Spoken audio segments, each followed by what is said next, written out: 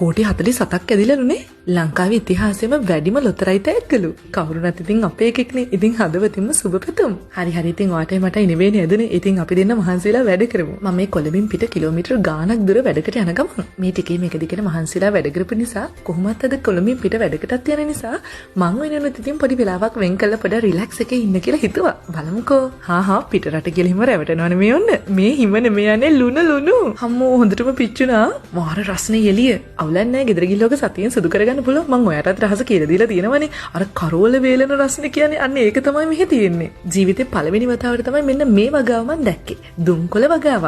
ඊට පස්සේ ඔක කපාගෙන ගිහිල්ලා මෙන්න මෙහෙම අවුවේ දාලා වේලලා තමයි ඒගොල්ලෝ වෙළඳ පෙළට දාන්නේ. අවු රස්නෙත් එක්ක මූණට වදින හුලගෙත් පොඩි වෙනම වයිබ් එකකුත් නැත්තෙම නේ.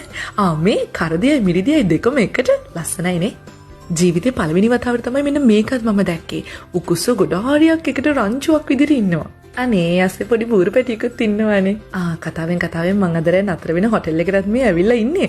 ඔව් අනේ කඳු හෙල් ගිරි මුදුන් තරණය කරගෙන මෙන්න මෙහෙම තමයි අද යන්න තියෙන්නේ. විහිළු නෙමෙයි මේක තමයි ඇත්තටම හොටෙල් එකට යන පාර. අර කලපෝල වතුර එහෙම දානවනේ. ඉතින් ඒක යට වෙලා තමයි තියෙන්නේ හැමතිස්සෙම. ඉතින් මං ආසම වයිබ් එකක් තියෙන තැනකට ආවේ. මම සාමාන්‍යයෙන් නිවාඩුව ගත කරන්න ආසම සබාදහමත් එක්ක. ඉතින් අපි සාමාන්‍යයෙන් වැඩ කරනකොට හැමතිස්සෙම මිනිස්සුත් එක්ක තරුපන්ති හෝටල් වල තාක්ෂණයත් එක්ක තාක්ෂණික උපකරණ එක්ක එහෙමනේ ඉන්නේ. ඉතින් මං ආසයි පොඩි හරි විවේකයක් ලැබෙච්ච ගමන් මෙන්න මෙහෙම සබාදහමත් එක්ක තනි වෙන්න. නෑ වහලි උඩෙන් දැන් නෙමෙයි මේක වීඩියෝ කරේ. මේක තට්ටු දෙකක් තියෙනවා. සල්ලි දීලා දුක් විඳිනවා කියන්නේ මෙන්න මේ වගේ දේවල් වලට යාළුවනේ.